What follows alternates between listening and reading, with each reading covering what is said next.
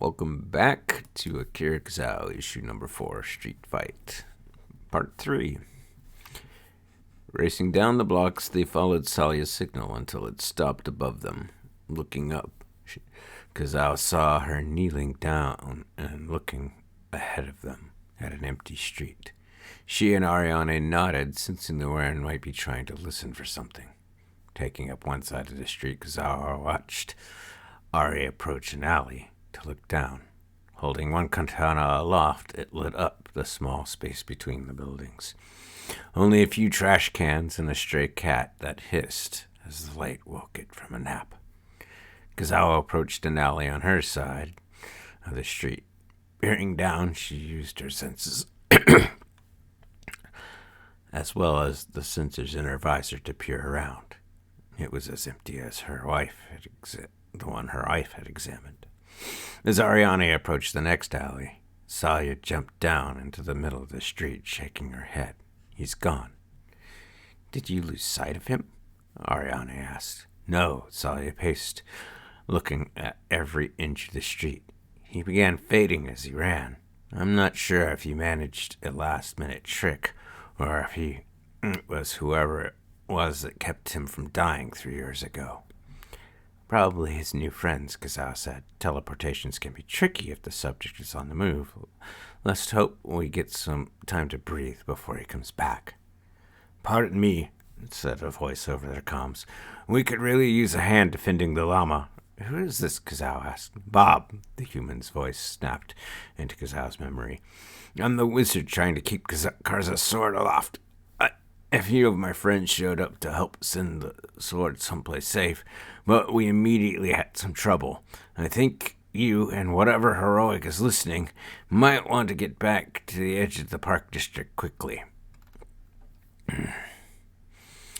Are there that many lurkers? Sawyer asked, as they began running back the way they had come. It's not the lurkers that are the problem, Bob said. The llama and lunar twilight, we're handling them just fine. It's the others. After you left, that idiotic group, Humanity's Last Stand, showed up. They're not much on tactics, Ariane said. Keep them on their toes. We are not far from your position. Yeah, Bob replied. The HLS isn't the problem. It's the Chupacabra and their leader that are the problem. Better get here in a hurry. The Park District Rangers are keeping them at bay, but their numbers are thin. When the three were 3 blocks away, they could see the fighting. A line of authorities had arrived to assist, consisting of law enforcement, spellcasters, armored tech units, and a few gunslingers. Kizzau recognized one of them and raced up to keep a Chupacabra from pulling her off the line. The reptilian creature resembled the bipedal rabbits known as hares, but the scales made it obvious the similarities ended there. Thanks, Twana said, blasting a lurker with her shotgun. It's bad in there. There seems to be a coordinated effort to take down Gertrude and her friends. A puff of smoke brought Pratchett to the top of the barricade. Kizzau gave it a pat on the side and motioned that it was okay to go help. Giving its owner a return growl, the mimic immediately teleported next to a member of the HLS to immediately latch onto the human's ankle. The man screamed in agony before running away in terror. No point in waiting, Kizzau said as she stepped past the perimeter. Ariane pulled her back for a moment. This is going to be a nightmare, Ari said. Let's keep our comms to voice activation mode. Keep each other in the loop. A tap of her mask and Kizzau was ready. The 3 heroics waded into the fray. Kizzau found a Park District Ranger pinned by 2 redcaps. The blood dwarves were busy dripping their hats in his blood while he struggled. A quick dash, and she was able to double-tap both before they could react to her presence. They fell away, paralyzed, giving Kizzau a moment to help the ranger to his feet. Thanks, the human said, picking up his bow. Without missing a beat, he reached over his shoulder to retrieve 3 arrows, which he unleashed upon approaching lurkers and Chupacabra. Kizzau scanned the area, looking for anyone she could assist while making her way toward where she had left the army of llama. Seems the redcaps sensed an opportunity, she said. Remember, their knives can stop wounds from sealing up. If you see one with a knife, take them down fast.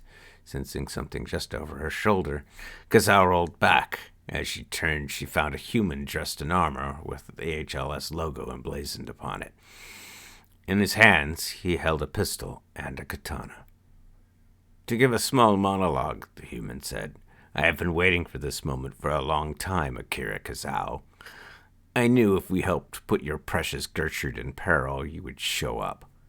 No matter how many times your group comes at me, I have zero intention of helping you get back to Earth," Kizzau said, waiting carefully.